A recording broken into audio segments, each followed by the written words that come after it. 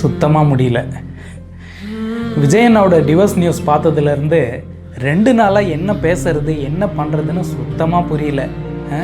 அந்த அளவுக்கு ரொம்ப ரொம்ப கஷ்டமாக இருக்குது. நமக்கே இப்படி இருக்குன்னா விஜயண்ணாவோட நிலைமையை நினச்சி பாருங்க. நல்லா சாப்பிட்டாரா, நிம்மதியாக தூங்கினாரா, என்ன பண்ணுறாரு, எப்படி இருக்காரு, ஒன்றுமே புரியல. சத்தியமாக சொல்கிறேன், சுக்குநூறாக உடஞ்சி போயிருப்பார், மனசு உடஞ்சிட்டு இருப்பார், வாழ்க்கையே வெறுத்திருப்பார். பாவங்க. நாங்கள் காமராஜரை பார்த்ததில்ல, கக்கனை பார்த்ததில்ல, அண்ணாவை பார்த்ததில்ல, பெரியாரை பார்த்ததில்ல, அம்பேத்கரையும் பார்த்ததில்ல.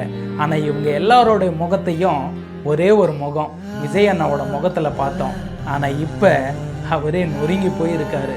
இந்தியாவில் விராட் கோலியை விட அதிகமான ரசிகர்களை வச்சிட்ருக்காரு. உலக அளவில் மெஸ்ஸி ரொனால்டோவை விட அதிகமான ரசிகர்களை வச்சிட்ருக்காரு. 1000 கோடி 2000 கோடின்னு சம்பளத்தை எல்லாத்தையும் விட்டுட்டு எதுக்குங்க அரசியலுக்கு வரணும்? மக்களுக்கு நல்லது பண்ண மட்டும்தானங்க.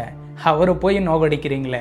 இன்னும் எவ்வளோ நாளைக்குங்க அவர் அடிப்பீங்க? எவ்வளோ நாளைக்குங்க காயப்படுத்துவீங்க, கஷ்டப்படுத்துவீங்க? பாவங்க அந்த மனுஷன். ஒரு மனுஷனுக்கு 50 வயசுக்கு மேலே ஆசை வரக்கூடாதா என்ன? 50 வயசுக்கு மேலே காதல் வரக்கூடாதா என்ன? அப்படி காதல் வந்தால் அந்த பொண்ணு ஒரு நடிகையாக இருக்கக்கூடாதா என்ன? அந்த நடிகை அவருக்கு பிடிச்சி அவர் கூடவே நடித்த ஒரு நடிகையாக இருக்கக்கூடாதா என்ன?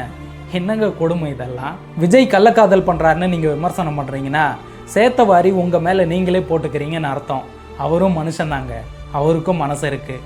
காயப்படுத்தாதீங்க, கஷ்டப்படுத்தாதீங்க. ஆல்ரெடி அவர் சுக்குநூறாக உடஞ்சி போயிருக்காரு.